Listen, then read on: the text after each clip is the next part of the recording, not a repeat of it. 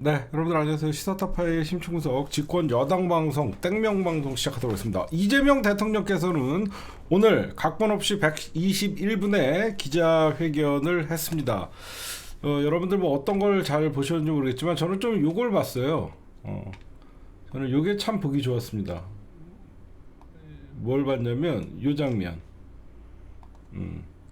요 장면을 좀 봤어요. 이게 무슨 말이냐면 웬만한 기자회견을 하면 여기에다 연단을 설치해요. 여러분들 연단을 설치해갖고 대통령이 좀 더 위에 있는데 기자들과 똑같은 위치에서 기자 눈높이에 앉아서 각본 없이 했다는 거. 웬만하면 다들 이게 연단을 설치하거든요. 근데 기자들과 똑같은 눈높이에서 기자회견을 실시했다라는 게 좀 저는 일부러 그렇게 누군가가 연단을 설치하지 않았구나라고 생각을 했습니다. 그래서 똑같은 눈높이에서 이제 오고 가는 질문이었다라고 여러분들 연단도 없고 각본도 없는 타운홀 미팅식으로 했다라고 여러분들에게 말씀을 드리고 오늘 뭐 좋은 점도 있고 뭐 아쉬운 점도 있고 그런 것들 좀 말씀드리면요. 일단 여태까지 윤석열이나 과거 국진당 애들의 기자회견과 비교할 수 없을 정도로 우리가 참 2년 거의 3년 동안 이게 나라냐 참 이게 이러다 망하지 않을까라는 이런 걱정을 많이 했는데 야 이제 한 달 만에 이렇게 나라가 정상적으로 보여준 회견이었구나. 속이 뻥 뚫리는 느낌이었다. 저는 한마디로 이렇게 좀 말씀드릴 수 있겠고 다만 아쉬운 게 있습니다. 질문들이 좀 이런 질문이 좀 나왔었으면 좋았을 것 같아요. 만약에 저희도 지금 용산 출입기자 거기 신청을 좀 하고 있는데 만약에 저희가 뽑혔다라고 하면 이런 질문이 없어서 저는 아쉬웠어요. 어떤 질문이 없어서 아쉬웠냐면 뭐 여러 가지 뭐 검찰 개혁이나 뭐 이런 질문들은 누구나 다 할 수 있는 거지만 지금 취임하실 때 볼펜 자루도 없다라고 말씀하셨는데 지금 업무를 보시는데 어느 정도 지금 갖춰져 있나 그리고 앞으로 언제 정도 그러니까 한 얼마 정도 걸려야지 정상적인 대통령실의 기능이 그리고 업무를 볼 수 있냐 지금 어느 정도 수준으로 지금 30일밖에 안 됐으니까 어느 정도 수준의 대통령실이나 지금 어떤 지금 업무에 어떤 그게 되냐 그 굉장히 중요한 거거든요. 그렇죠?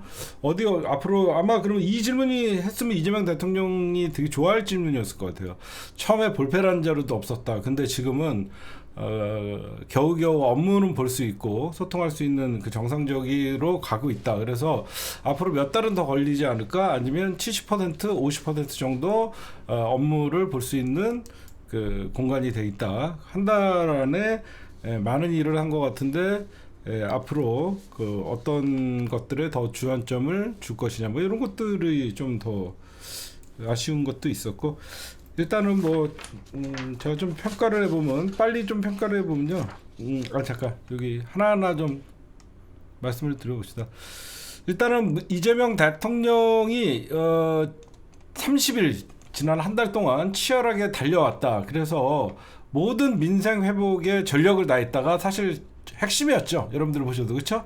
민생 회복에 전력을 다해서 달려왔다. 지난 30일 동안 그게 핵심적으로 이재명 대통령이 말씀하신 거고 그 다음에 이어서 여러분들에게 말씀드리고 싶은 거는 인사 쪽 얘기들이 제일 많았습니다. 그래서 이재명 대통령이 색깔에 맞는 쪽만 쓰면 위험하다. 그러니까 과거에 우리가 어떤 진보 진영이 정권을 잡으면 쌍 물갈이하고 그런 식으로 하면 좀 위험하다. 그래서 뭐 콘크리트나 이런 로버트 태권브이에 비교를 하면서 그 말씀을 좀 해주셨고 그 다음에 인사와 색깔 맞는 쪽만 쓰면 위험하다. 정책과 결과로 판단했으면 좋겠다라고 하면서 믿어달라는 식으로 얘기했고 그 다음에 영수회담을 정례화할 거냐라는 질문에 정례화는 고민해보겠다.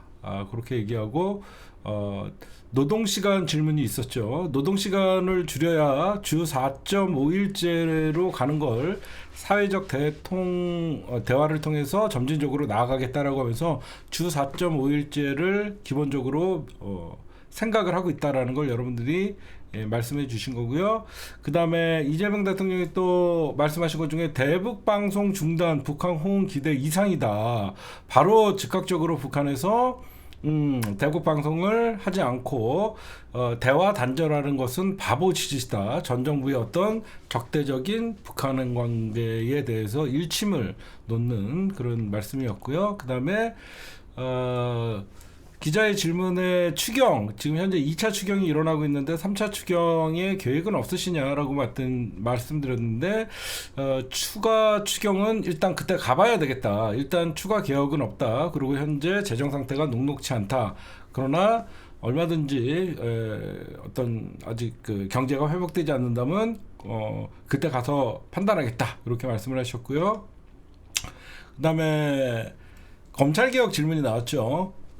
이런 말씀을 했어요. 뼈 있는 말씀을 하셨어요. 일종의 자업자득이다. 아니 검찰개혁의 필요성이 더 커졌다. 이거 검찰이 잘못해서 이렇게 된 거 아니냐. 수사권과 기소권을 분리한다. 뭐 이거에 대해서 이거는 오히려 예전부터 얘기하고 있는데 검찰이 그건 스스로 무덤 판 거 아니냐라고 하면서 일침을 가해주셨고요. 그 다음에 질문 중에 신도시 건설 하기로 한 건 바꿀 수 없지만 뭐 이렇게 얘기하면서 이재명 대통령이 이거는 이런 질문들은요 지역 갈라치기에 딱 좋은 질문인데 이재명 대통령이 여러분들 조금 제가 표정을 좀 하나 설명을 해드리면 이재명 대통령 이번에 취임할 때 이게 다양한 이게 모습인데 이거는 어떤 거냐면 분위기를 바꿀 때 좀 분위기를 이재명 대통령이 띄울 때는 이런 표정을 쓰시고요. 방금 어떤 거 신도시나 이런 문제를 할 때는 이런 표정을 씁니다. 이런 표정. 좀 곤란하거나 대답하기 힘드실 때 이렇게 좀 생각 좀 해봐야 되겠다. 이런 표정을 쓰시고 그 다음에 좀 반갑거나 그렇게 어떤 표현을 하실 때 이렇게 하고 이거는 대답하기 곤란한 표정. 그리고 요거는 굉장히 날카롭게 지적하는 표정입니다. 요거는 굉장히 날카롭게 지적할 때 딱 이런 제스처를 하는 겁니다. 예.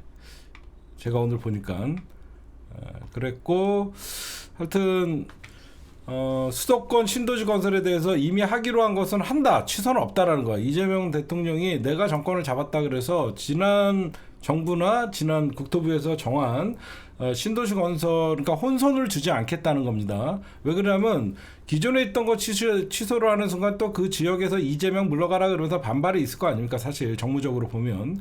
그래서 이미 신도시 건설에 대해서 이미 한 것은 하기로 하되 새로 만들어지는 신도시나 이런 것들은 지역 균형 발전이나 지방 균형 발전들 이런 것들을 생각해 보겠다 이렇게 말씀을 하시는 거예요. 예.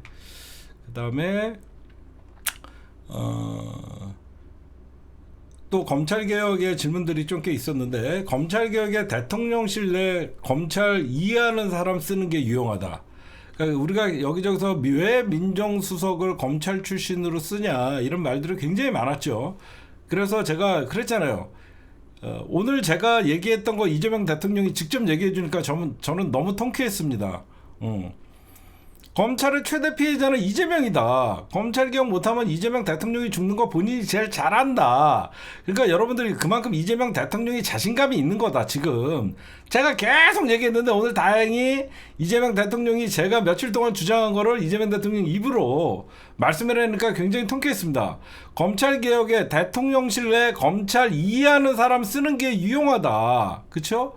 검찰에 대해서 잘 아는 사람을 위해서 쓰는 것이고 검찰개혁은 법안으로 하는 거다라고 못을 박아버립니다. 검찰개혁은 법안으로 하는 거고 대통령실은 이해하는 사람들이 그거 무슨 말이에요? 이해 못하면 나가라는 거예요. 컨트롤 안 되면 내보내겠다는 거예요. 얼마든지 본인이 할 수 있다라는 의지를 얘기한 것이고 이재명 대통령이 검찰개혁에 대한 의지가 가장 강하다는 것을 다시 표현을 해주신 것이고 그 친구고요. 그 다음에 어떤 질문에 한일 신공동선언을 전적으로 뭐 할 생각 없냐라고 해서 전적으로 동의한다.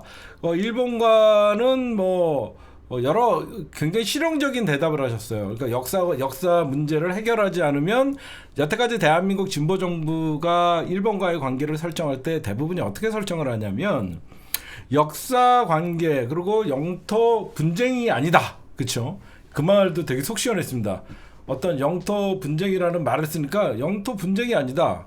영토 뭐 논란이다. 이렇게 뭐 이런 식으로 일축을 하면서 분쟁은 소유권의 어떤 쌍방이 그 주장할 때 분쟁인 거고 이거는 우리가 실효적인 지배를 하고 있다라고 하면서 딱 단호하게 말씀을 하셨고 그다음에 이런 여태까지 진보 정부가 정권을 잡으면 어떤 일이 있냐면 역사 문제가 해결되지 않는 이상 한 발치도 나아가지 못하는 그런 거를 이재명 대통령께서는 역사 문제는 역사 문제, 그러니까 과거사 문제는 과거사 문제, 어떤 양국의 경제 협력은 경제 협력 이렇게 두 갈래로 가야 된다. 그렇게 하면서 실용적인 외교 그리고 한일 관계에 있어서도 실용적인 면을 본인이 더 주장을 했죠. 그래서 지금 뭐 일본이 이재명 정부가 의회에 어떤 한일 관계의 개선에 대해서 말을 하니까 뭐 좋다라고 하면서 입진보들이 또 뭐 이재명 대통령을 좀 공격하는 게 없지 않아 있는데 이게 실용 외교예요. 역사 문제 단호하게 얘기하고 과거사 문제 단호하게 얘기할 때는 하고 또 한일이 경제적이나 다른 것들을 협력해야 될 때는 한일 신공동선언 또는 한일 협약으로 또는 한일 일본과 우리나라가 대한민국이 여러 가지 이제 협력 관계를 유지하겠다라는 거예요. 무조건 과거사가 해결되지 않으면 한 발짝도 나아가지 못한다는 과거 같은 프레임에서 벗어나겠다라는 얘기입니다. 그 다음에 오늘 여러분들이 보고 싶어 하시는 오늘 현장 화보가 경향신문에서 올라왔더라고요. 요거 좀 하나씩 보여드릴게요. 예, 오늘 선도는 기자들 그 다음에 이런 모습이었어요. 아까 제가 말씀드렸듯이 단상 없이 그냥 의자 하나 조촐하게 해갖고 1대1로 이렇게 하는 모습이었고 그 다음에 진짜 이런 타운홀 미팅식으로 이렇게 진행됐고 이거는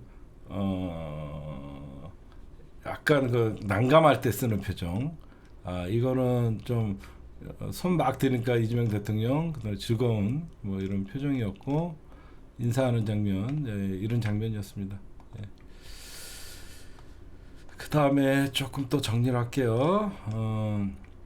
차별금지법에 대해서 이제 질문이 좀 나왔어요. 차별금지법에 대해서 어떻게 생각하시냐 말하겠더니 지금 그 일도 중요하지만 민생경제가 더 시급하다.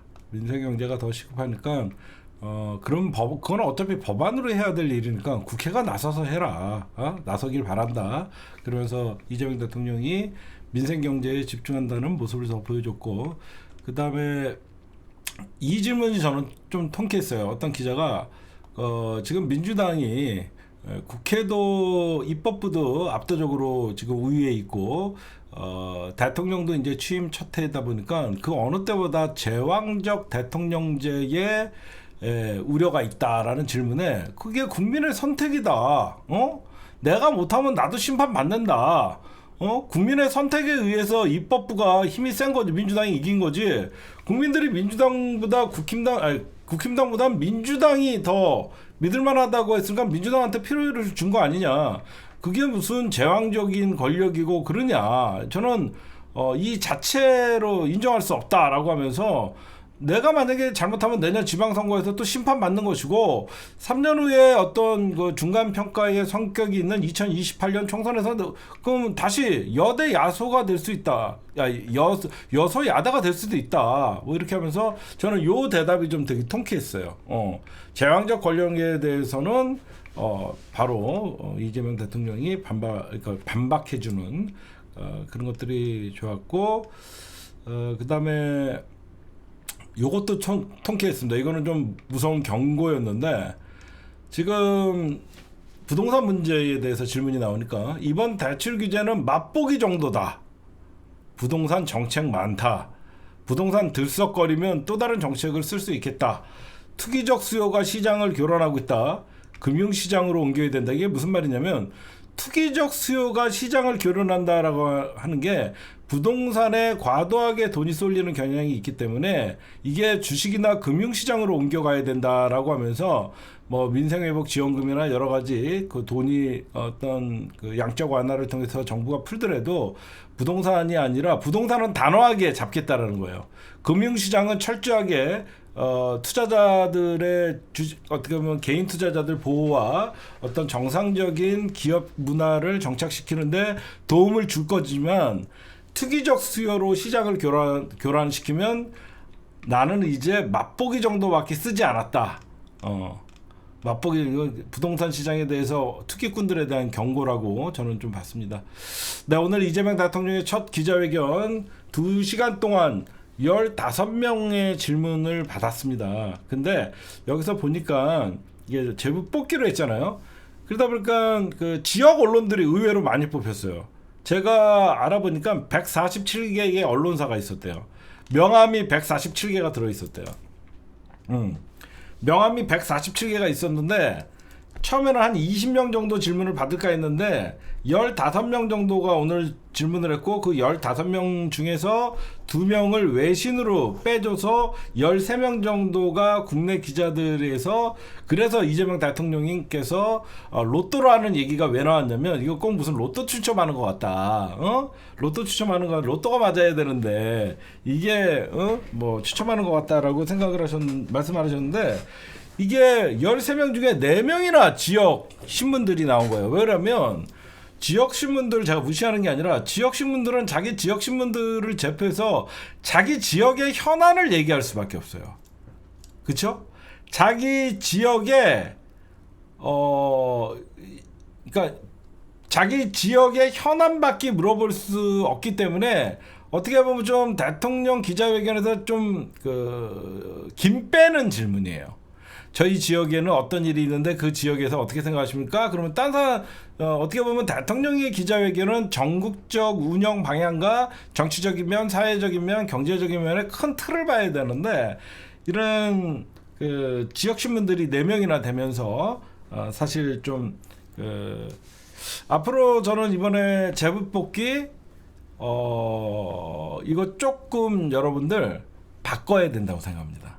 제가 또 이런 거 잘하잖아요. 어떻게 해야 되냐면 공중파 따로, 그 다음에 지상파 공중파 따로, 그 다음에 지상파 공중파 종편 따로 이렇게 모아놓고 지역 따로, 통신사 따로, 인터넷 언론사 따로 이렇게 해갖고 여기서 하나 받고 여기에서 하나 이렇게 하면 균등하게, 그렇죠? 그러면 지역에서는 만약에 그 발언권을 한 장 정도만 주려 그러면 거기서 하나만 딱 뽑으면 되고 공중파나 지상파 아무래도 이쪽에서 더 역량이 많으니까 이쪽에다가 만약에 10개면 이쪽에다가 반을 할당을 하고 인터넷 언론 뭐 이런 쪽에다 이렇게 좀 나누면 배정이 좋을 것 같아요. 왜 그러냐면 이게 복불복이다 보니까 안 되는 데는 계속 안 되는 거예요.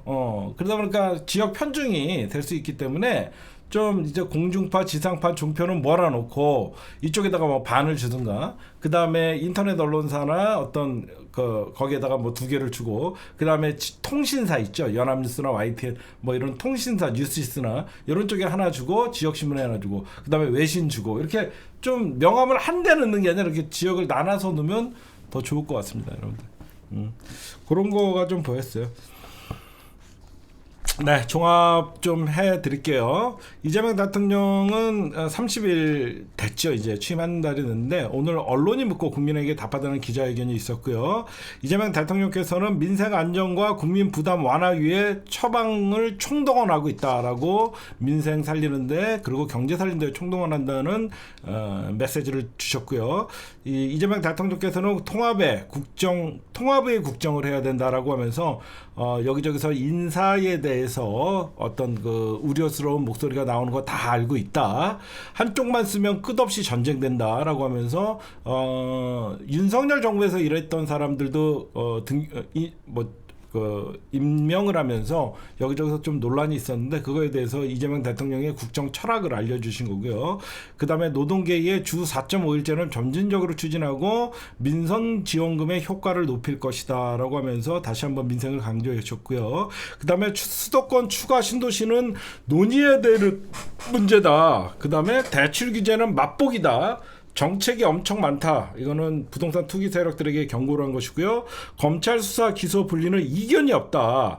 추석 전 얼개가 가능하다. 응? 이게 얼개가 여러분들 무슨 말이냐면 어떤 사람들은 얼개하면 얼개한다 이 말이 아니라 얼개하는 거 뼈대를 갖출 수 있다라는 말입니다.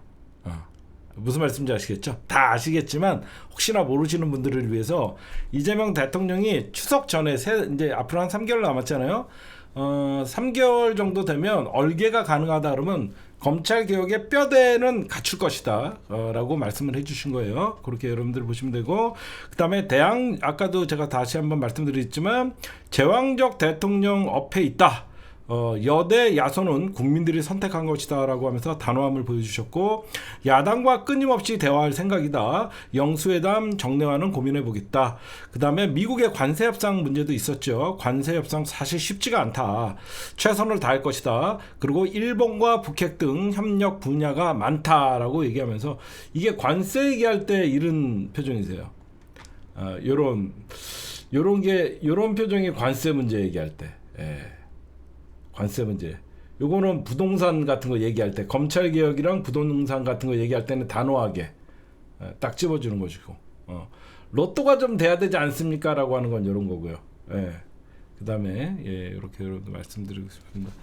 그다음에 해수부 부산 이전에 대해서는 균형 발전을 위해서는 합당하면 국민도 수용할 것이다 라고 해서 지금 국힘당이 전적으로 반대를 하고 있지만, 누가 봐도 지역 균형 발전을 위해서는 그 지역에 어떤 정부 부처가 옮겨가는 거에 대해서 합당하다고 생각하면 그 지역에서 국민들이 오히려 찬성할 것이다 라고 하면서 돌려까기입니다. 이거는 국힘당 니들 정략적 판단을 위해서 선거 때문에 부산 시민을 버리냐, 이런 사실 돌려가기의 의미가 있어요. 그 다음에 정부 정책 결정 시 지방 균형 분석을 의무화하겠다라고 얘기했습니다. 이렇게 정리하면 여러분들 어느 정도 전체적인 오늘 회견을 여러분들이 안 보셨다고 해더라도 저런 얘기가 있었구나 어느 정도 여러분들이 감이 잡히실 테고요. 그 다음에 오늘 사실 가장 많은 어떤 얘기들이나 기자회견 이후에 야 5당과의 회담에서도 지금 인사 문제가 굉장히 많이 나왔습니다. 많이 나왔는데 제가 어제 얘기한 거랑 거의 비슷하죠. 이거 이재명 대통령의 자신감이다. 그렇죠? 여러분들이 보셔도 자신감 아니에요? 나도 잘한다. 인사는 목적이 아닌 수단이다. 그렇죠? 이거 오늘 나는 들으면서 야, 내가 분석 잘했구나. 이재명 대통령이 정말로 이번에 뭔가 힘들고 위기라 그러면 오히려 여러분들 그런 게 있어요. 윤석열이 여러분들 집권 점점 지지율 떨어지고 거의 김건희 문제가 세간에 회자가 되고 국정 동력이 상실될 때 총선 깨지고 어떻습니까? 그냥 인사 돌려막기에 자기 측근들만 쓰죠. 그게 좋아 보여요? 응? 진짜 여러분들 좋은 사람들도 많겠지만 이재명 대통령 누가 봐도 저 사람 윤석열한테 협조했던 사람 나도 알아요. 근데 물어봐요. 저 사람 이번에 검찰 개혁에 대해서 이번에 어떻게 생각하나? 완전 찐년들은 다 스스로들이 옷 벗고 나갔잖아. 그 사람 어때요? 그 사람은 그냥 뭐 윤석열 라인으로는 뭐 구분되지만 그래도 뭐 검찰 개혁에 뭐 저항할 사람은 아니다. 이렇게 얘기하면 인사는 목적이 아닌 수단이다. 저 정도 컨트롤을 하지도 못하면서 무슨 대통령 하겠냐, 이런 생각을 하시는 거예요.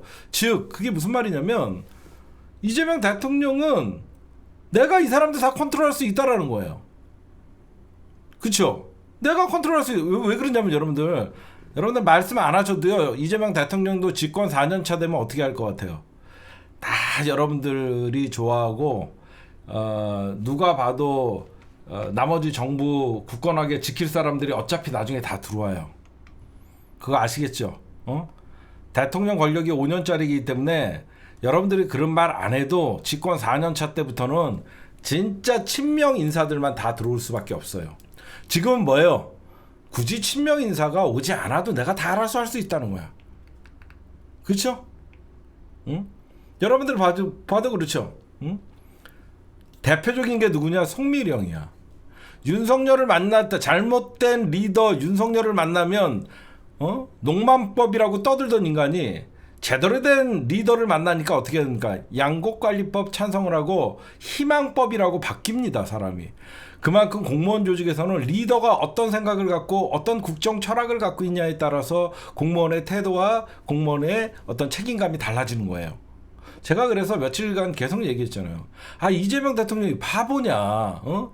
세상에 검찰에서 가장 잔인하게 당하고 지금도 다 당하고 있고 그런 분이 무슨 검찰 개혁을 망가뜨리려고 이상한 인사들 하거냐. 그만큼 이재명 대통령께서는 용인술에 자신감이 있는 거다. 응?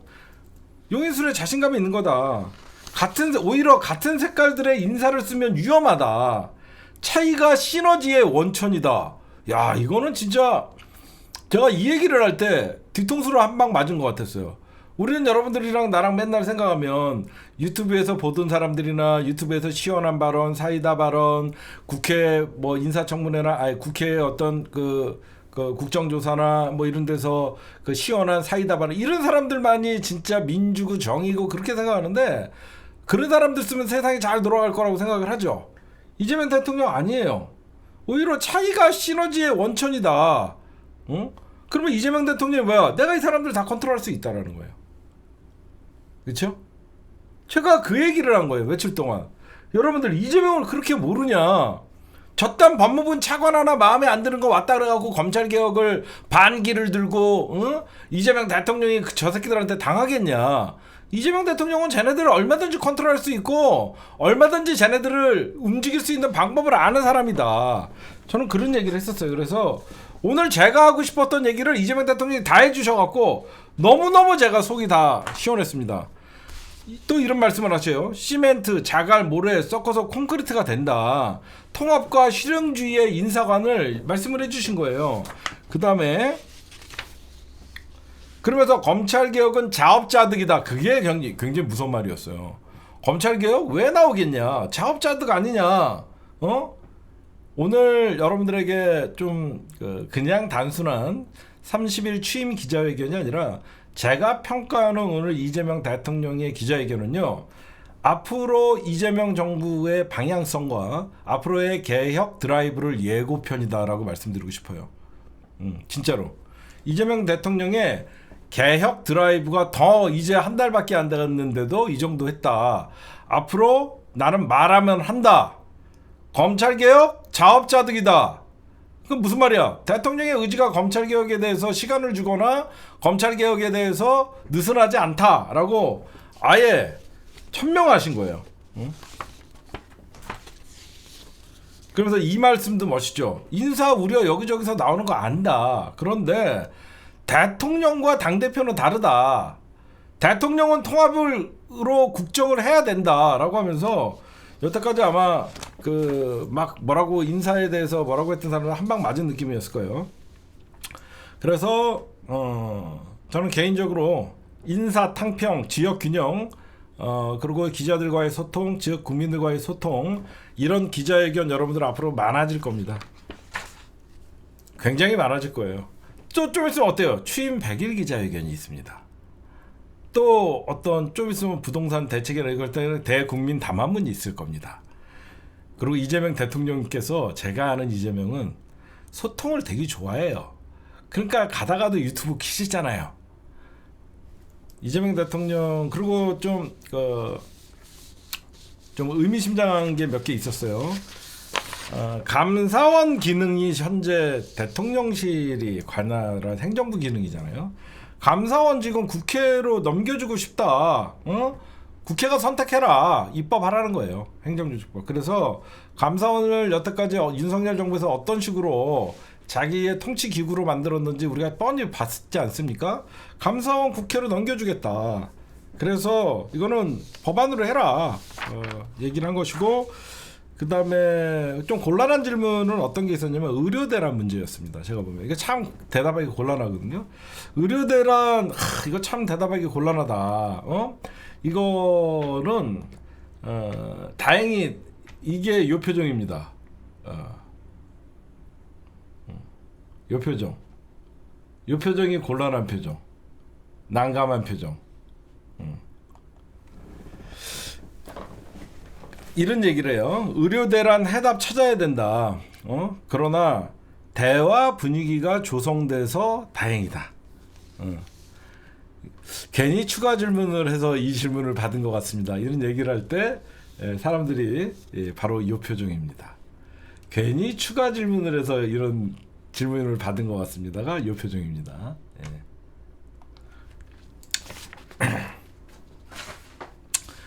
이재명 대통령의 6.27 그 대통령실에서의 부동산 정책 이후에 서울 집값이 잡혔어요. 어느 정도. 근데 앞으로는 이재명 다시 올라간다 그러면 대출 규제 맛보기다. 조심해라. 경고를 해서 어느 정도 안정화될 거라고 될 것 같고, 그 다음에 제가 가장 인상 깊었던 거, 일본 산케이 신문 기자, 일본 기자가 얘기를 했죠.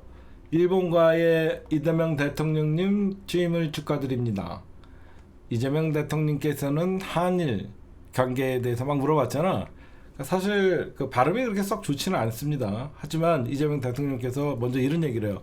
그때 저랑 같이 점심에 식사했던 외신 기자 아닙니까? 라고 얘기합니다. 네, 맞습니다. 뭐 그러니까 그때 스카이 그 뭐죠? 그 극우들 가짜 신문 생산하는데 걔네들이 이재명 대통령이 외신 기자회견을 중국 기자들과만 했다. 라고 얘기를 하면서 이런 가짜 뉴스도 퍼뜨렸다라고 하면서 이분이 바로 일본의 기자다라고 말씀을 했었어요. 스카이데일리. 그렇죠? 그때 그 기사를 이재명 외신 기자회견을 중국 기자들과 하고 일본 기자들은 없었다라고 하는데 그 다 가짜 뉴스 아닙니까? 그 사람이 일본 기자였다. 그런 얘기를 할 때 먼저 반갑다고 하면서 저번에 인사를 했던 게 인상적이었는데 똑같은 장면이 있어요. 윤석열 새끼가 과거에 저 기자가 똑같은 비슷한 질문을 할까 이래요. 나 저 사람 말귀를 못 알아듣겠는데? 진짜 예의 없죠? 나 저 사람 말귀를 못 알아듣겠는데? 이렇게 무례한 놈입니다, 이 새끼는. 외신 기자가 당연히 여러분들 외국 기자가 당연히 우리말을 못할 거 아닙니까? 근데 그래도 한국말로 대통령에게 질문하고 노력을 가당치 않고 저 같으면 다시 한 번만 죄송한데 그게 무슨 말씀이실까? 이렇게 자기가 확연하고 이렇게 해야 되는데 야 저건 말귀를 못 알아듣겠네. 진짜 이런 거는 이렇게 표현하는 게 인격의 차이입니다. 이재명 대통령께서는 그때 만난 기자분이시죠. 그러면서 어떤 외신에 대한 반응이 달랐다 이렇게 말씀드리고 싶고, 그 다음에 122분의 대통령 기자회견의 이모저모였습니다.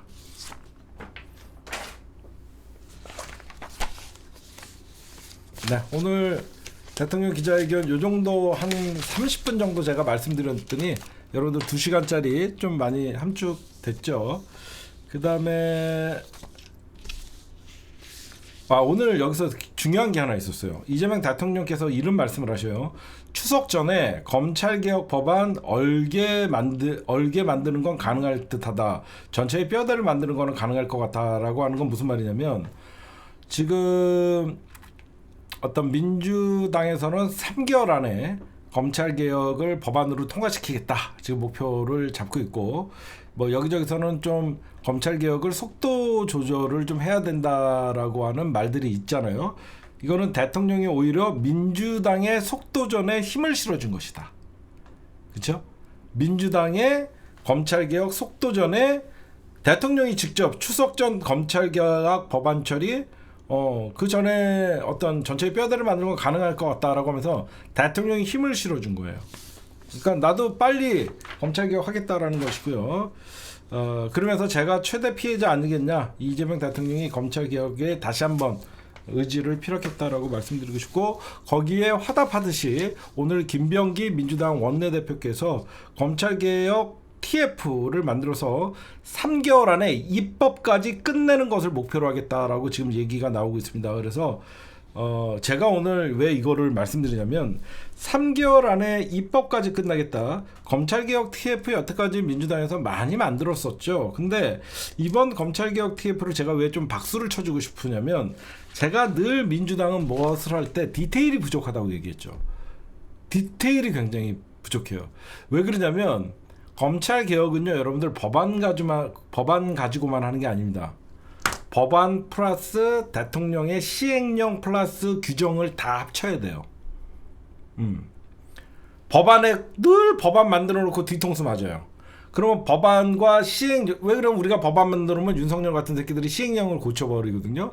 그럼 시행령에서도 손 못 대게 법안과 시행령 규정 등을 정교하게 짜는 게 중요해요. 그래서 제가 늘 민주당은 어떤 입법이나 이런 거 할 때 정교함이 부족하다라고 얘기했는데, 이번에는 민주당이 이 검찰개혁 TF를 국회에서 할 수 있는 입법, 그 다음에 현재의 대통령이 할 수 있는 시행령, 거기에 규정, 이런 것들을 종합적으로 해서 검찰개혁 입법을 한다라고 얘기하는 거고, 여기에는 국회의원들만 있는 게 아니라 법조인, 전문가 등을 중심으로 같이 꾸린다라고 하고, 민주당이 입법을 할 때는 법무부도 당연히 참여를 해야 되고, 대통령실에서는 당연히 민정 쪽에서 나와서 얘기를 할 테고, 같이 소통을 하면서, 이제 민주당만이 법안으로 하지 말고 여러 가지 소통을 하면서 정교하게 만들겠다라고 하면서 지금 오늘 발표했습니다. 그래서 지금 추석이 아마 제가 알기로는 10월 6일인가요? 이번에 10월 6일이 제가 알기로는 추석으로 알고 있는데, 이제 저희가 8월 6일, 9월 6일, 10월 6일 세 달이잖아요. 3개월 안에 딱 만들겠다라는 얘기들이 나오고 있습니다.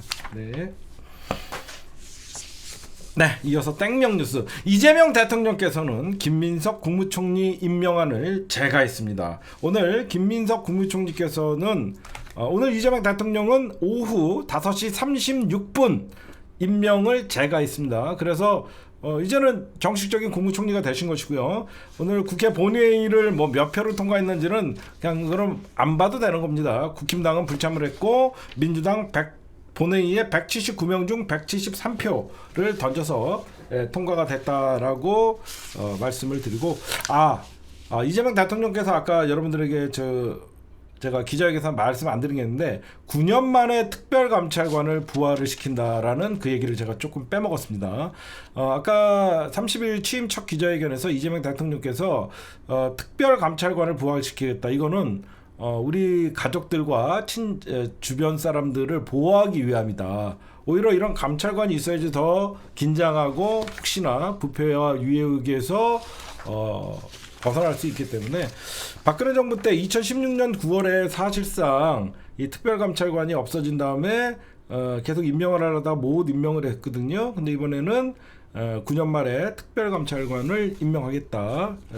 대통령 친인척을 감찰하는 겁니다. 특별감찰관은 대통령 친인척, 어떻게 보면 대통령이 굉장히 껄끄러운 거예요.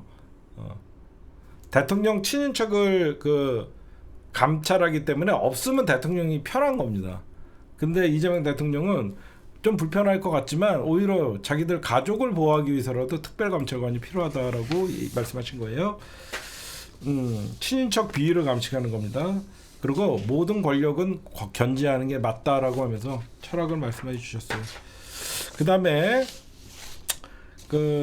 야 5당 오찬에서 저는 솔직하게 좀 말씀 좀 드리면요, 나는 왜 조국혁신당이 자꾸 이재명 대통령에게 조국 장관의 사면을 공식적인 자리에서 요청하는지 이해가 가지 않습니다. 왜 자꾸 이걸 언론에다가 자꾸 얘기하면서 이재명 대통령에게 조국 장관님 사면을 요청하는지 이해가 안 가요. 왜 그러냐면, 저는 누구보다도 조국 장관님 하루빨리 나오셔서 대한민국을 위해서 더 좋은 조국혁신당을 만들었으면 좋겠다는 게 변함이 없고, 아직도 조국 장관님이 당한 거에 대해서는 정말 이 검찰을 용서할 수가 없어요. 다만 제가 왜 이런 말씀을 드리냐, 집권 이제 한 달 됐는데 사면 얘기가 들어오면 굉장히 곤란한 거예요. 오히려 이렇게 어려운 얘기는 이면에서 얼마든지 정무수석과 저쪽에서 하다가 기습적으로 8.15 사면 명단에 올라가면 되는 겁니다. 안 그래요? 제 말 맞지 않아요? 오히려 이재명 대통령이 더 곤란하게 만드는 거예요. 이런 것들이 자국 조국 얘기가 수면으로 오르고 자꾸 이러면요, 사면을 하고 싶어도 자꾸 언론에서 부정적인 얘기가 나오면 더 못하는 거예요. 오히려 조국혁신당은 우상호 정무수석이나 뒤 어떻게 보면 정무라인이나 조국혁신당이 조용히 8.15 광복이나 이런 사면 명단이나 이쪽이랑 얘기를 해서 그 다음에 조용히 사면 명단에 포함됐다 안 됐다라고 하면서 논란을 최하로 해야 되는데 이제 민생 살리겠다라고 하는 사람한테 갑자기 느닷없이 조국 장관 사면하라 그러면 대답을 할 수가 없는 겁니다. 그쵸? 대답을 못해요. 조국 사면 긍정적으로 검토하겠다라고 하면 또 국힘당에서 결국은 조국이나 이 민주당 이중대 민주당 이중대 역할을 했던 조국 대선에 지분 챙기나 기자들 뻔히 그렇게 써요. 대선에 청구서 들고 온 조국혁신당 이재명에게 조국 사면 요구. 이게 조중동 워딩이에요. 제목 잘 뽑죠? 조중동 항상 이런 식으로 뽑아요. 이재명 대통령 면전에서 조국 사면 얘기한 조국혁신당 대선 청구서 들고 청구서 내미나 이래요. 저는 검찰 그러니까 대통령의 지금 민정수석 임명이나 어떤 검찰 인사에 대해서 조국혁신당이 우려하는 건 좋아요. 건전한 우려예요. 아니야, 이거는 우려를 하는 쪽도 있어야 돼요. 그러나 조롱하면 안 돼요. 선 넘는 거예요. 당연히 박은정 검사나 이규원 검사나 그 당시에 피해 차기원 그 당시에 그 차기원 검사인가? 그 당시에 법제처 하여튼 이런 분들 피해자니까 당연히 이가 갈리죠. 이런 사람들한테. 근데 얼마든지 비판은 좋지만 조롱하면 안 됩니다. 제가 볼 땐. 그러면서 오늘 야5당에서는 수사기소 검찰 걱정하지 마라. 그리고 검찰개혁의 핵심인데 인사 대상인 공무원들을 그 일들을 하기 위해서 만든 도구다. 인사가 방향을 흔들 일은 없다. 이 말을 여러분들이 어디 가서 자꾸 이재명 대통령 인사에 대해서 뭐라고 하거나 좀 불안이 있는 분들은 이재명 대통령이 오늘 이 말씀을 하셨어요. 인사가 방향을 흔들 일은 없다. 이렇게 얘기하면 인사가 만사다라고 하면서 받아치겠죠. 오늘 이런 말씀을 하셨습니다. 다만 제가 우려되는 거는요. 교육부 장관은 제가 쉴드 칠 마음이 없어요. 근데 비판하지도 않겠습니다. 교육부 장관은 쉴드 칠 마음도 없고 비판도 하지 않겠습니다. 교육부 장관. 오늘 야5당 회동 다 좋은데 앞으로 야5당이라 그래도 좀 정상적인 정당 좀 나왔으면 좋겠어요. 이런 용해인의 기본소득당은 좀 빠졌으면 좋겠습니다. 개인적으로. 비례 재선하면서 숟가락 없는 용해인, 저는 제발 이런 젊은 꼰대 같은 정치하는 애들은 좀 빠져줬으면 좋겠어요.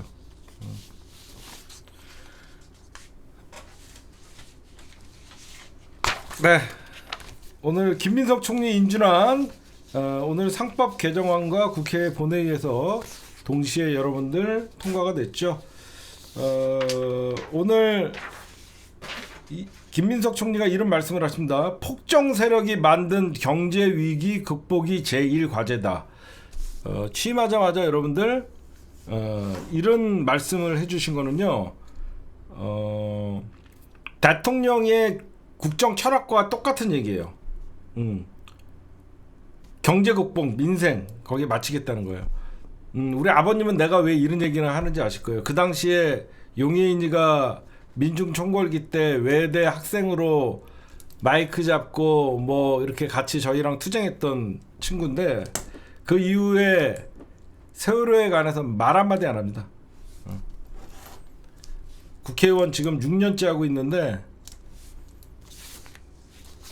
벌써부터 비례 재선이나 하려고 그러고. 제가 용해인 잘 알죠. 2015년 세월호 참사 이후에 그 당시에 용혜인이가 대학생이었어요. 용혜인이가 대학생이었고 저랑 이상호 기자 있고 옆에 뭐 학생들 뭐 발언할 때 옆에 좀 찍어주고 그랬는데, 그러다가 참 이것도 제 잘못이죠. 시민당 만들 때 제 업보입니다. 업보. 어디서 못된 것만 배워갖고 비례 재선하고 한다는 짓이. 우리 세월호 유가족들 한번 제대로 찾아간 적이 있나요 혹시? 혹시 제가 추천한 거 아니에요. 그런 정당이 있다라고 한 거죠.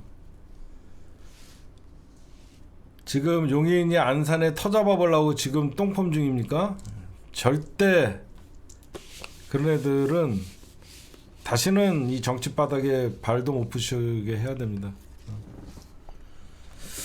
네, 그 다음에 저는 저런 것들이 야 5당 대표라고 하면서 나만큼은 저런 거 인정 안 해줘요. 이러니까 제가 항상 뭐 욕도 먹고 그러는데 저는 인정 안 합니다.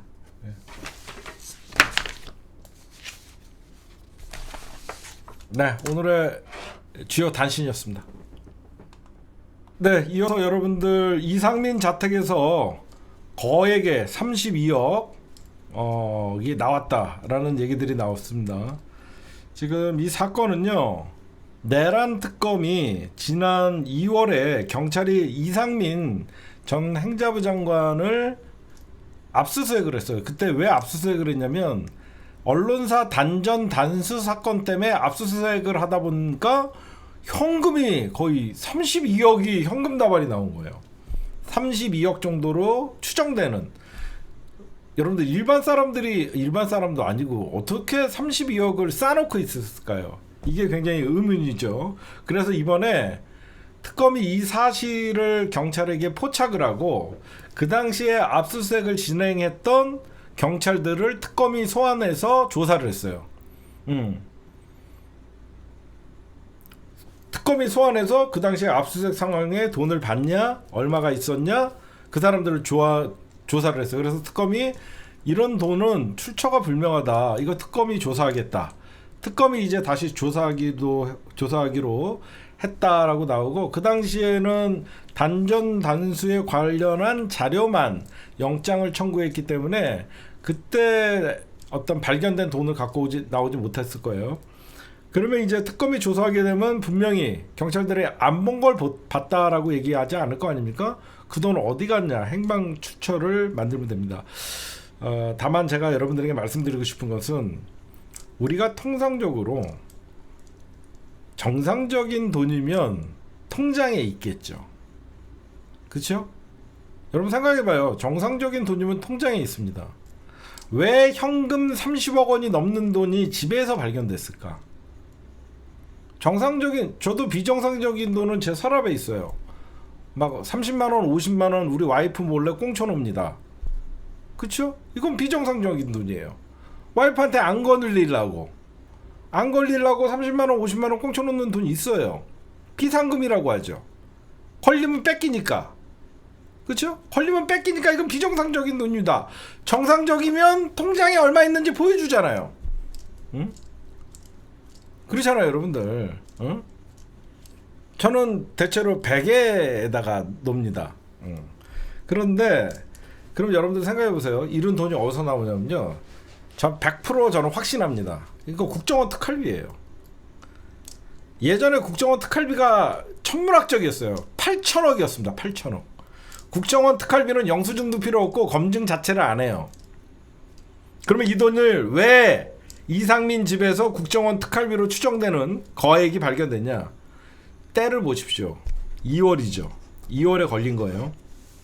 얘네들은 계엄 전에 이미 국정원 거액의 특활비를 빼돌려서 윤석열이나 이상민이나 김용현이는 내란 주범의 아주 핵심적인 공범이에요. 얘네들은 계엄이 성공할 거라고 생각한 거예요. 계엄이 성공하면 당분간 경찰이나 일선에 돈을 뿌려야 됩니다. 제 말 맞죠? 그렇죠? 돈으로 통치할 수밖에 없는 거예요. 6개월이 됐던 1년이 됐던 얘네는 계엄이 성공해갖고 계엄이 이어질 거라고 생각해서 그 통치 자금으로 돈을 확보를 해야만 했던 거예요. 저는 여러분들에게 그렇게 봐요. 이상민뿐만 아니라 김용현 여러 가지 내란의 핵심 주요 종사자들 전부 조사해 보면 엄청난 거액의 돈 뭉치가 발견될 겁니다. 특히 김용현 같은 경우에는 군을 다독여야 되기 때문에 더 이와 비슷한 돈에 분명히 김용현도 가져갔을 거예요. 특히 행안부 장관 같은 경우에는 치안을 담당해야 되고 수많은 경찰들을 지휘해야 되기 때문에 현금을 쌓을 수밖에 없었겠죠. 근데 계엄이 하루 만에 취소가 된 거예요. 제압된 거예요. 돈을 다시 옮기지도 못하는 거죠. 그래서 걸린 거죠. 당연히 얘네들이 볼 때는 계엄 성공하면 국회의원 잡아들이고 계엄은 몇 개월 이상은 그리고 지네 세상대로 돌아갈 거라고 생각해서 이거는 계엄 통치자금으로 봐야 돼요. 그렇죠? 계엄 통치자금이고 당연히 조태웅이가 관련돼 있겠죠. 저는 여러분들에게 말씀드리고 싶은 게 뭐냐, 지금 다행히 이종석 국정원장이죠. 국정원 특활비 공개하면 돼요. 국정원 특활비가 어디로 흘러갔는지 보면요 다 나옵니다. 아니 국정원 특활비 어디서 나왔는지 다 나옵니다. 저는 이렇게 봐요. 국정원 특활비로 먼저 통치자금을 분배를 해놓고 계속 더 오래 갈 경우에는 최상목이를 통해서 통치자금을 공식적으로 예산에 포함시키려고 했던 거예요. 그렇죠? 그래서 그 쪽지가 간 겁니다. 1차적으로 계엄, 내란, 반란을 일으킨 다음에 급한데 돈으로 막고 계속 집권을 하기 위해서는 돈이 더 필요하니까 최상목에게는 정상적으로 어떤 집행할 수 있는 돈을 만들어라. 저는 그렇게 한 거라고 봐요. 예전에도 이랬어요, 전부. 여러분들 박정희가 5.16 군사 반란 일으킨 다음에 군부 세력들에게 가장 많이 한 게 뭐예요? 연희동 그 땅 나눠준 거예요. 국유지였던 박정희가 전체적으로 61년 5월 16일 날 군사 반란을 일으켜갖고 권력을 잡은 다음에 자기와 함께 군사 반란을 일으켰던 애들을 단도리를 치기 위해서는 어때요? 주인 없는 땅들을 조사를 하고 실태 조사를 한 다음에 그거를 전부 국가 소유로 한 다음에 거기에 군사 반란에 참여했던 새끼들 군인들을 전부 연희동 쪽에 땅을 나눠줬던 거예요. 그래서 연희동에 군부 세력들이 집을 많이 갖고 있던 거예요. 그래서 전두환이나 노태우나 다 연희동에 있던 거예요. 응? 다 그쪽에다가 땅을 나눠준 거예요. 이놈들이. 응? 전두환이도 그랬고요. 응? 똑같은 거예요. 군사 반란 목숨을 윤석열과 같이 내란 군사 반란 일으키고 외환까지 하려고 그랬던 놈들 나중에 뭔가 보상이 있어야 될 거 아닙니까? 돈으로 매수하려고 한 거예요. 응? 돈으로 매수하려고 그런 거예요. 이것도 똑같은 겁니다. 응? 여러분들 이해 가시죠? 예전에 지금 요번에 계엄 포고령 봐도 80년대 전두환이가 썼던 포고령 똑같이 나왔잖아요. 그럼 전두환이가 그 당시 어떻게 했어요? 응? 여러 가지 불법 자금이다라고 하면서 전두환의 유신 정권에 그 충성했던 새끼들 전부 그리고 박정희 금고에서 돈 다 꺼낸 다음에 지가 다 가져가갖고 어떻게 했어요? 군사 반란 애들 전부 돈 나눠주고 강남 땅 나눠준 거예요. 그래서 여러분들 5.18 군사 반란 세력들이랑 전두환 12.12 군사 반란 세력들이 강남에다가 그렇게 집을 많이 갖고 있는 거야, 이 새끼들이. 1980년대에 전두환이는 강남에다가 땅을 많이 하사하고, 그래갖고 5.18 그런 애들이 전부 여러분들 강남에 빌딩 갖고 있는 거예요. 정호영이도 거기 강남 주인이고 대부분 그런 거예요. 똑같은 거예요. 그걸 봤더니 계엄 쿠데타 성공하면 돈으로 뭔가를 해야 되니까 행자부 장관한테는 저는 1차적으로 32억이고 걸린 것만 32억이지 여러분들 돈 이것만 가져갔겠습니까? 전 적어도 50억 100억은 가져갔을 것 같아요. 50억 100억 가져가고 걸린 게 32억이라고 생각해요. 제 말이 맞죠? 단순하게 이상민이가 32억 그대로 거기에만 갖다 놨을까? 아니죠. 딴 데다가는 또 내가 보면 32억은 빼돌린 돈. 제 말이 맞을걸요? 100억 받아갖고 32억은 지가 처먹은 거고 나머지 70억 원 가까이 있는 돈은 딴 데다가 이미 쓰려고 보관을 했을 거라고 생각해요. 당연하죠. 여러분 저것들 국정원 특활비가 몇 천억이 되는데 저것들이 30억 갖고 무슨 국정 통치를 하겠습니까? 32억 걸린 돈은 지가 따로 챙기려고 한마디로 배달 사고 일으켜갖고 지 집으로 갖고 온 거고, 나머지 돈은 어딘가에 지네가 보관을 했겠죠. 저는 이상민 자택에서 깜짝 놀랄 거액, 이거는 빙산의 일각이다. 저는 대통령실 이삿짐에서도 엄청난 박스에는 엄청난 돈들이 있었을 것이다. 그래서 저것들 돈 싸느라고 못 나왔을 것이다. 저는 그렇게 생각해요. 그렇지 않아요? 윤석열이가 용산에서 탄핵 직전부터 해갖고 빼돌린 거는 국정원 특활비 통치자금으로 엄청, 아니 이상민이한테 거의 30몇 억이 집에서 발견되면 윤석열이는 얼마를 쳐 갖고 가겠냐고요. 안 그래요? 윤석열이는 그보다 몇백 배는 많이가, 몇십 배는 몇백 배는 가져갔을 거 아닙니까? 통치자금인데. 저는 특검이 이걸 조사하게 되면요 계속 번질 거라고 생각해요. 결국은 이상민이 불러갖고, 이상민이는 바로 구속시켜야 돼요. 원래 이상민이 조지다 보면 어디서 돈 받았는지 나올 거 아니에요. 그쵸? 어디서 돈 받았는지 나오고, 그 돈 출처를 체크하다 보면 국정원이 됐든 어디 줬냐라고 하면 다 걸리는 거예요. 야, 나 검사할 걸 그랬네. 그치? 이상민이 조지면 어디서 돈 받았다? 그럼 돈 준 곳 기관장 불러다가 조지면 너 여기만 줬어? 어디 줬어? 갖고 와봐. 다 잡을 수 있죠. 그러니까 여러분들이 이게 눈에 보이는 게 다가 아니다. 눈에 보이는 게 아니다. 얘네들은 진짜 내란을 일으켰잖아요. 내란을. 국가를 전복시킨 거잖아. 그 다음에 어떻게 해요? 군사 법정, 군사 통치가 이어지는 거기 때문에 돈으로 전부 자기 식구들을 챙겨야 되는 그런 입장이어서 이 돈이 발견된 것이다. 그리고 이상민 자택에서 발견된 돈은 빙산의 일각이고, 이거는 제가 볼 때는 이상민 집에 있으면 안 되는 돈이 걸린 거예요. 딴 데 숨겼어도, 이게 만약에 이상민이 현금이 32억이 여기서 걸렸다라는 거면 가장 분노할 사람은 김건희일 겁니다. 그쵸? 응? 오빠, 이상민 저 새끼 오빠 믿는 사람 아니었어? 근데 왜 통치자금이 집에서 발견돼? 오빠, 이상민 저거 지가 먹으려고 그랬던 거 아니야? 이렇게 되는 거죠. 저 돈의 출처에 가장 분노한 거는 저는 윤석열과 김건희라고 생각합니다. 제 생각이에요. 그 다음에 지금 이제 오늘 여러분들 특검이, 내란 특검이 김주현이랑 민정수석이랑 김성훈이를 조사를 했어요. 이건 뭐냐면요, 윤석열 조사 전에 김주현, 김성훈을 소환한 이유는, 김주현은 국무회의 당시에 어떤 그 서류조차, 회의록조차 없었다라고 하면서 그 강 실장한테 만들어라라고 했던 혐의로, 이거는 구속하려고 하는 거예요. 내란 특검이 김주현, 김성훈을 소환한 것은 윤석열을 때려잡기 위함이 아니라 얘네들의 증언으로 얘네들을 일단은 신병을 확보한 다음에 윤석열을 더 압박하는 겁니다. 여러분들 보시면 가장 피말릴 때가 뭐냐면, 내가 검찰에 불려가고 증언을 하는 게 피말리지 않아요. 왜? 나는 내가 무슨 얘기를 한지를 알죠.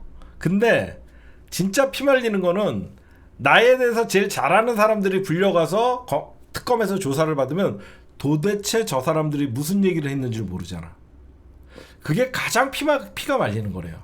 이게 검찰이 지금 누구죠?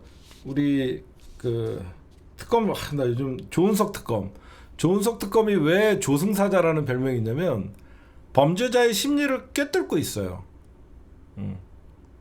그렇잖아. 무슨 말을 했는지. 지금 김주현, 김성훈 소환한 다음에 윤석열 불러갖고 국무회의에 대해서 다시 얘기하면 말이 다를 거 아니에요. 그 다음에 김성훈 해갖고 체포 저지할 때 김성훈은 아니라고 얘기하는데 이미 이렇게 얘기했는데요, 뭐 이런 식으로 하면. 그래서 가장 중요한 게 나중에 결국은 진짜 예전에 나쁜 놈들은 다 자기가 책임지겠다, 다 나에게 화살을 던져라 이런 스타일인데 윤석열은 끝까지 자기가 안 했다라고 하잖아요. 김주현이는 내란 국무회의 그때 혐의를 위해서 조사를 한 것이고요. 김성훈이는 비상계엄, 그러니까 누구죠? 민정수석은 비상계엄 관련 문건, 그 다음에 체포영장 할 때 윤석열이 지시가 있었나, 김성훈이는 그걸로 하고, 요거에 대해서도 이제 그 본인들의 책임이나 이런 것들도 체포를 할 것이에요. 그 다음에 윤석열은 여러분들 근데 1년에 나오는 그 얘기들을 들어보면요, 윤석열은 애당초 여러분들 이거 한번 보세요. 윤석열은 계엄 국무회의를 하고 회의록조차 그리고 국회에다가 알릴 생각이 처음부터 없었던 것 같아요. 왜 그러냐면 국무회의의 최소의 인원이 11명이에요. 그러니까 18명 중에 11명은 있어야지 국무회의에 어떤 그 인정을 받는 건데 1차 소집 때 보면요, 6명한테만 연락을 해요. 7명한테만 연락을 해요. 1차 소집 때. 그럼 뭐야? 처음부터 국무회의의 어떤 회의록이나 정적수 같은 거는 신경을 안 썼다는 거예요. 이걸 한번 보십시오. 그냥 밀어붙이려고 했던 거예요. 이거 보시면 강의구 대통령 부속실장 진술로원 비상계엄 국무회의 소집 현황이 여기 보세요. 김영현 연락자 윤석열이가 박성재한테 전화하고 김영현이가 이상민이한테 전화하고 윤석열이가 김영호한테고 1차 명단이 1명, 2명, 3명, 4명, 5, 6, 7, 8, 9 참석자가 9. 마지막 오영주가 왔을 때 처음에는 요거밖에 없었대요. 김영현, 박성재, 이상민 3명에다가 한덕수 4, 조태열 5, 최상문 6, 조미령도 나중에 왔대요. 하여튼 그래갖고 여기 얘가 오영주가 맨 마지막에 오면서 11명이 채워지면서 했다라는 거예요. 그 다음에 연락을 받았으나 불참했던 사람, 안덕근, 박상우, 미연락, 이거 보세요. 이주호, 유인촌, 김문수, 강도경, 유상민, 이 사람들은 연락 자체를 안 한 거예요. 그럼 여기 보시면 1차 통보 저녁 8시에 1명, 2명, 한덕수, 조태열, 이상민, 박성재, 김영호, 조태영은 여러분들 알다시피 의결권이 없죠. 국정원장이니까. 그러면 1명, 2명, 3명, 4명, 5명, 여기에다가 그 대통령이랑 김영호까지 하면 7명밖에 안 된 거예요. 그렇죠? 얘가 안 되니까 한덕수가 이렇게 하면 안 됩니다. 국무회의 요건은 갖춰야 됩니다. 라고 저는 계엄에 동의하지 않습니다. 이지랄 떠니까 2차 통보를 한 거예요. 한덕수가 이거 갖고 안 된다. 라고 해서 최상목, 송미령, 조규영, 오영주 이렇게 갖고 11명을 맞힌 거예요. 그럼 처음부터 1차에 요거밖에 안 했다. 7명 갖고 했다라는 거는 얘는 처음부터 국무회의를 어떤 기록을 남기거나 그럴 마음이 없었던 거예요.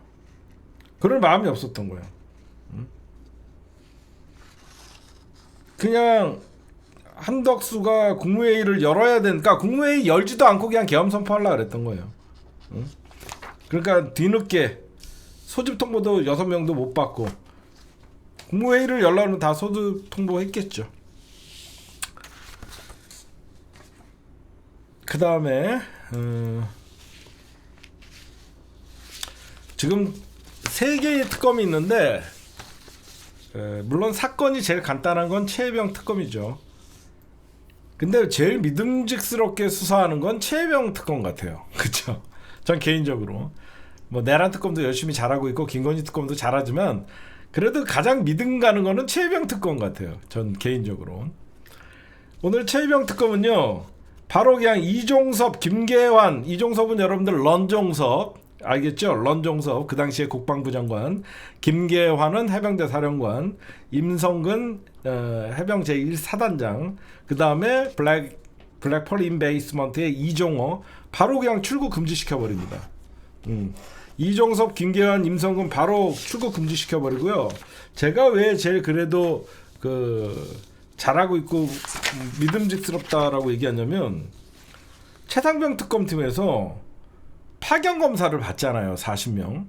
근데 최상병 특검에서 조사를 하다 보니까 이 새끼들 중에 2명이 수원지검에서 이재명 대통령의 수사를 하던 두 놈이다라고 해서 바로 파견을 취소시킵니다.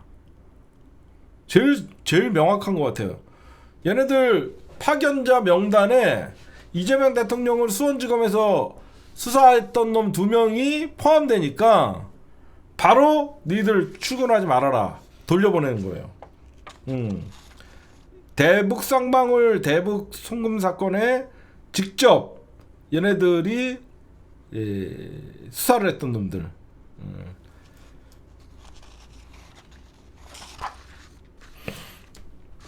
바로 2명을 빠꾸시켰다고 그러는데 이런 거 보면 참 제일 잘한 것 같아요. 그 다음에 김건희 특검도 이제 또 날라다닙니다. 제가 뭐라 그랬습니까? 김건희 특검 3부 토건 등 13곳 압수수색했습니다. 얘네들은 그냥 압수수색 줄소환의 계절이에요. 김건희 주가 조작 사건을 지금 수사하고 있는 여러분들 민중기 특검은 지금 3부 토건 주가 조작뿐만 아니라 DYD라는 회사가 있습니다. 똑같은 3부 토건과 비슷한 주가 조작의 냄새가, 제가 김건희가 주가 조작을 한 군데에만 했겠냐라고 여러분들에게 계속 말씀드렸죠. 3부 토건과 비슷한 주가 조작의 흐름을 해서 DY 등 회사 6곳과 피의자들 주거 7곳 총 13곳을 동시에 압수수색을 했습니다. 검사 40명, 수사관 80명 나눠서 충분히 하죠. 그렇죠? 역대급 규모들의 특검이다 보니까 바로바로 다 압수수색하고, 왜 그러냐면 지금 설마 하다가 먼저 친 거예요, 다. 하여튼 지금 잘하고 있다. 아마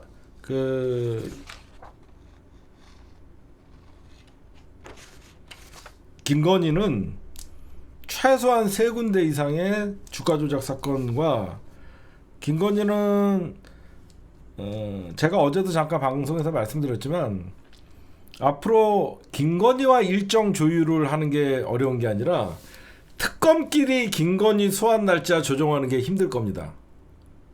그렇죠? 모든 3특검은 김건희를 조준하고 있기 때문에 김건희와 소환 날짜를 조준하는 게 쉬운 게 아니라, 왜 그러냐면 김건희는 곧 구속시켜버리면 되거든요. 김건희는 바로 그냥 구속시키면 되니까 김건희를 어차피 깜빵에 가다 놓고 누가 먼저 부르냐의 소환 날짜 조율, 이번엔 우리가 먼저 조사할게 그러면서 김건희 특검이 가장 많이 조사를 할 테고, 그 다음에 최혜병 특검, 그 다음에 내란 특검, 여러분들 보십시오. 그렇죠? 김건희는 여러분들 생각할 때 전혀 또 안 나오려고 막 그러는 거 아니야? 막 그럴 수가 있는데 아니에요. 결국은 3개의 특검에 김건희는 다 걸려 있기 때문에 제일 먼저 구속영장은 김건희 특검에서 치고, 결국은 김건희 빠져나가려고 하면 최혜병 특검에서도 영장 치고, 내란 특검에서도 영장 치고, 아마 다 그렇게 하려고 할 거예요. 여러분들 근데 그게 있어요. 제가 어디까지나 제가 우려를 좀 말씀드릴게요. 이런, 여러분들이 지금 김건희랑 윤석열이면 어떻게 할 것 같아요? 여러분들이 김건희랑 윤석열이야. 지금 턱 밑까지 뭐 지금 칼 자루가 들어왔어.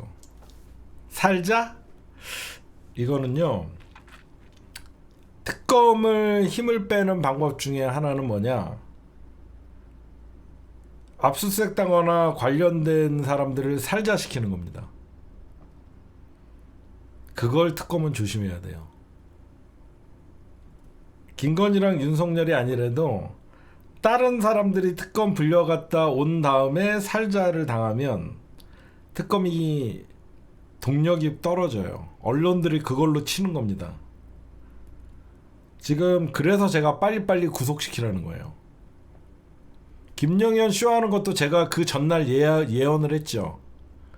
김영현이 저거 살자 쇼할 거다. 응? 제가 그날 그 살자 예언을 했죠. 항상 특검을 무력화시킬 때는 특검이 과도한 압수수색을 했다, 과도한 어떤 그 인권 침해 막 이런 것들을 소재를 갖고 지금 보면 김건희 주변에만 소환되고 구속돼야 될 애들이 제가 보면 최소한 100명은 돼요. 최소한 100명은 돼요. 김건희 주변이나 이 정부 내란 특검, 김건희 특검까지 하면 100명 이상은 구속돼야 돼요. 그 중에서 희생양을 찾을 것 같아요. 여러분들도 그쵸? 사죄할 수도 있겠죠. 그거는 우리의 생각이지만 그건 제 입으로 얘기할 수는 없고요. 살자당할 수가 있다는 거예요. 그러면 김건희 특검뿐만 아니라 내란 특검, 뭐 증인 소환위에 뭐 아침에 뭐 변사체로 발견 뒷산에서 아니면 뭐 집에서 그러면 특검 뭐 수사에 뭐 제동 걸려 이렇게 나오는 거예요. 응? 그래서 특검은 압수수색도 좋고 신병 확보도 좋은데 빨리 웬만하면 다 구속시켜야 됩니다. 구속이 가장 안전한 것이에요. 김건희와 윤석열은 가장 구속이 안전한 것이고 제가 왜 김건희랑 윤석열을 빨리 구속시켜야 된다고 생각하냐면 얘네들이 밖에 있는 한 무슨 짓을 할지 모르는 거예요. 얘네들이 밖에 있으면 김건희랑 윤석열이가 위험한 게 아니라 중요한 증언을 할 수 있는 범죄를 가장 많이 저지른 김건희는 어떤 사람이 이 증언을 하면 자기가 가장 위험하다는 걸 알아요. 그 사람들이 위험한 겁니다. 그쵸? 김건희랑 윤석열이 위험한 게 아니라 김건희랑 윤석열이 밖에 있음으로써 김건희와 윤석열과 깊이 관계된 사람들이 위험한 거예요. 누군가는 제거하고 싶거든요. 그렇잖아? 누군가는 제거하고 싶은 거예요. 김건희랑 윤석열은 쟤는 어떻게든지 해외로 도피시키고 싶고 어떻게든 쟤는 없어지고 싶은데 김건희는 보통 애가 아니잖아요. 얼마나 무서운 애인데. 그래서 빨리 구속시키라는 거예요. 윤석열과 김건희가 구속돼야만 오히려 딴 어떤 김건희와 협력했거나 김건희와 연관된 사람들이 오히려 안전한 거예요. 빨리 그 사람들도 구속시켜야 되고. 저는 그렇게 생각합니다. 그 다음에 지금 부승찬 의원실뿐만 아니라 여기저기서 외환죄 전쟁 일으키려고 했던 제가 어제 이런 얘기를 했죠.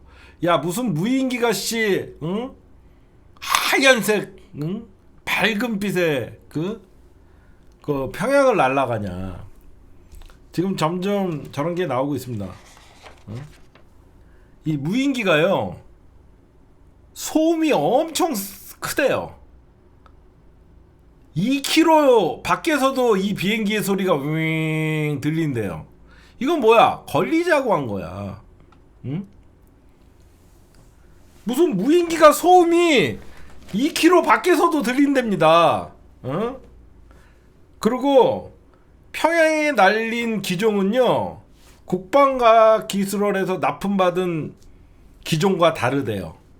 뭐가 다르냐? 국방과학 기술원에서 납품받은 무인기를 평양에 띄운 무인기랑 어떤 게 다르냐면 개조를 했대요. 부품을 뺐다고 합니다. 부품을 뺐다는 건 뭐죠? 언제든지 추락시키려고 했던 거예요. 고의로 성능을 망쳐서 무인기가 추락을 해갖고 걸리게 만든 다음에 북한의 공격을 유도했던 거예요. 그쵸? 그래서 윤석열이가 그날 그러니까 북한 방송을 보고 뭐 윤석열 남한 괴뢰 윤석열 일당이 평양에 무인기를 보내갖고 이걸 보면서 박수를 쳤대잖아. 아 걸렸다고. 미친놈이죠. 박수치면서 좋아했다고 지금 증언이 나와요. 응? 무인기는 조용히 갔다가 정찰을 하거나 뭔가 임무를 수행하고 돌아와야 되는데 부품을 빼갖고 추락을 시켰다는 거예요. 야 설계와 다르게 부품들을 뺐다. 아니 원래 이 기종이 시끄러워서 무인기에 적합하지 않다라고 나왔던 거래요. 그다음에 지금 이제 민주당이 여러분들 그 경찰과 검찰을 이제 대부분 이제 개혁에 어느 정도 박차를 가하고 있죠. 지난해에 검찰 특활비만 전액 삭감된 게 아니라 경찰 특활비도 전액 삭감됐었어요. 거의 대부분. 근데 왜 그 당시에 경찰 특활비나 검찰 특활비를 다 삭제를 했는지는 여러분들이 잘 아시죠. 경찰이 내란에 조지호 경찰청장이나 아니면 그 서울 그 김봉근 뭐 서울청장까지 다 계엄에 그 개입돼 있어갖고 특활비 자체를 삭감을 했었어요, 민주당이. 그 다음에 검찰도 특활비를 대부분 삭감을 하고.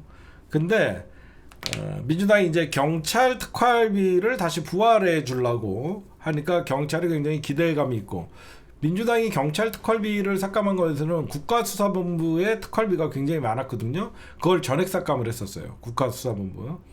아니 국가수사 아니라 경찰국 특활비를 다 삭감을 했었거든요. 왜 민주당이 경찰 특활비를 다시 부활을 시켜주려고 하냐면 검찰 개혁을 앞두고 경찰에 힘을 실어주는 거예요. 김봉식, 그렇죠? 검찰 개혁을 앞두고 경찰에 힘을 실어주기 위해서는 왜 그러냐면 특활비 다 깎아놓고 우리한테 수사하라 그러면 여러분들 그 수사할 맛 나겠습니까? 수사할 맛 안 나잖아. 특활비라는 게 어떻게 보면 경찰이 그 덫을 놓고 마약 거래 현장에서 진짜 가짜로 마약도 사주고 그러다가 일당을 체포하고, 그때는 뭐 경찰 차량 못 타고 나가니까 렌트카를 빌리거나 여러 가지 돈이 들잖아요. 근데 그런 돈들을 다 지금 그 삭감을 했었단 말이야. 근데 앞으로 이제 검찰 개혁을 하려면 경찰이 수사가 더 많아질 텐데 특활비도 없이 해서 경찰에게 힘을 실어주기 위해서 오히려 특활비 부활을 해주고 있고, 이번에 또 검찰 개혁도 세게 하고 있지만 검찰이 애시당초 그 특활비를 한 80억을 신청을 했는데 50% 삭감해서 한 40% 정도 반영해 줄 필요가 있다라는 민주당이 당근과 채찍을 같이 쥐고 있다, 이렇게 여러분들에게 좀 말씀드릴 수 있겠습니다. 그 다음에 마지막으로 제가 참 믿음직스러운 국힘당이죠. 절대 변하지 않습니다. 제가 얘기했잖아요. 흔들림도 없고 나라가 망하든가 말든가 영남의 지역구 의석만 확보할 수 있다 그러면 얘네들은 절대 흔들리지 않아요. 예, 국힘 어제는 내가 덕진위원장입니다. 내가 다 걷어내겠습니다. 이러면서 안철수를 영입을 했죠. 근데 정권을 안 준대요. 뭘로 혁신? 뭐 안철수 뭐 보톡스로 합니까? 뭘로 혁신을 합니까? 어제 혁신위원장에 안철수 앉히자마자 여러분들에게 지금 말씀드리면 늘 국회 어떤 정당이든 간에 사무총장의 파워가 제일 세다 그랬잖아요. 돈과 인사를 관리하잖아요. 국힘 사무총장 정점식입니다. 정점식. 대표적인 측륜 황교안에 의해서 입성한 정점식이가 국힘당 사무총장, 정책위 의장에는 김정재랍니다. 원내대표 송석현, 원내대표 포함 3명 모두 지역구가 영남 친윤으로. 뭔 개소리입니까, 혁신? 아니 다 TK의 지역구를 둔 3명이 사무총장, 정책위의장, 원내대표, 나홀로 안철수, 무슨 혁신을 합니까? 그냥 또 바지 역할하다가 또 삐져갖고 마라톤 전 전장에 뜁니다. 이 정당은 안 됩니다. 전 마라톤 합니다. 뜁니다. 좀 있으면 안철수 또 곧 뛸 예정입니다. 마라톤 예정입니다. 아주 좋은 인사입니다. 스스로 이미 망한 정당이지만 조기 퇴출을 본인들이, 그러니까 얘네들은 그거예요. 내년 지방선거에 절대 공천권 줄 수 없다. 이미 우리는 망했다. 윤석열은 우리 당 사람이 아니다. 그래도 당권은 줄 수 없다. 한동훈 넌 안 돼. 이거죠. 네, 오늘 심층분석 녹화는 여기까지 하겠습니다. 경청해 주셔서 감사합니다.